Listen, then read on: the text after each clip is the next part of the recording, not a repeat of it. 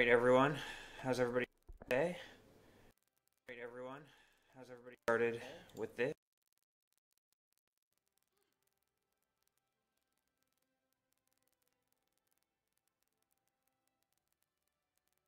So we'll start with the Elementalist. The best thing that changed for the Elementalist in this patch was the staff build got buffed, so that's what I'm going to talk about today. I don't think that in general the staff build is the best thing for Elementalist in a dungeon. I still think you should run like Scepter Focus, Conjure, like Lightning Hammer, but especially if you're the only Ellie in the group. But I think the staff build gained a lot, and it's a really easy build to run. And if you have another Ellie in your group who has Lightning Hammer, the staff build is way awesome. First off, the gear. Full Berserker, Scholar Runes, of course. Everything is going to be that, and I'll let you know when there's an exception. Staff with Superior Sigil of the Night. You can have one for Undead if you do a Raw. You could have one for Force.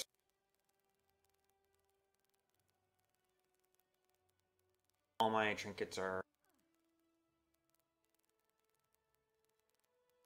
the traits for the staff build are 30, 10, 10, 10. So what we have with this, we'll go through. Flame Barrier does absolutely nothing. Internal Fire is 10% damage while attuned to fire, which is really good. Sunspot, not really anything that will help us because we are camping fire. Pyromancer's Alarcity reduces the recharge on fire skills, which is really good. And one of the keys to the build. Burning Rage, 10% damage to burning foes. Pretty much in a dungeon, everyone's going to be burnt. Every foe you fight is going to be burning. And then Persisting Flames, fire fields last longer and blasting into them grants fury. So, Air Magic next. That Zephyr Speed does not matter. Bolt to the Heart is 20% DPS increase when the target's below 33%. That's pretty darn good. Earth Magic, Stone Splinters, that's another 10%. And Water Magic, another 10%. It's like having another set of Scholar Runes. And then this is the big change with the patch. It's 10 in Arcana for Blasting Staff. It makes staff area of effects larger. This is really cool. Just to show you what will happen. Turn it off and just take anything else. Here's how big a lava font is without that trait.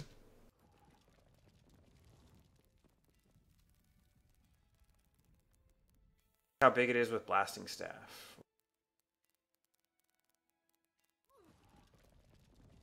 Way bigger. What this means is you're going to hit more trash mobs, especially if there's a bunch of dredge or undead or whatever. You're just going to be able to hit a lot more. The other cool thing is it'll be bigger, so your teammates, if they drop banners into it and do their blast finishers, will be more easily able to stack might for the party. And the other cool thing that it does is it makes Meteor Shower bigger. So the Meteor Showers will hit literally everything. It's darn awesome. The other cool thing is it makes the auto attack hit in a bigger area. That's what's really cool. The auto attack had a pretty small cleave, and the small cleave meant the enemies had to be really stacked together. But with Blasting Staff, the enemies can be even spread out a little bit, and you'll hit them with Fireball. Pretty dope. I think it's a pretty good. This build's really glassy and doesn't have super big defense. For utilities, we'll use the new heal because it's freaking awesome. you're going to do some damage, and it's a blast finisher, and you heal the more targets there are. So it has really good synergy with the... We also use Arcane Wave, which is a blast finisher. So just with these, stack Might and Fury for the whole team. Arcane Shield gives you defense when you know there's a hit coming and you don't have Vigor or you don't have any dodges. You'll go with Arcane Shield. And Signifier is pretty much gives you a ton of speed. And of course, the best utility is Fiery Greatsword.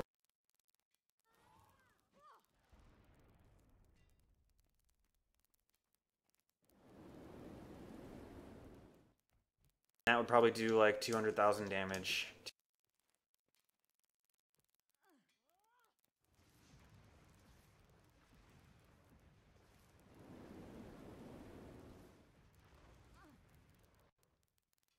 Basically, that's the staff build.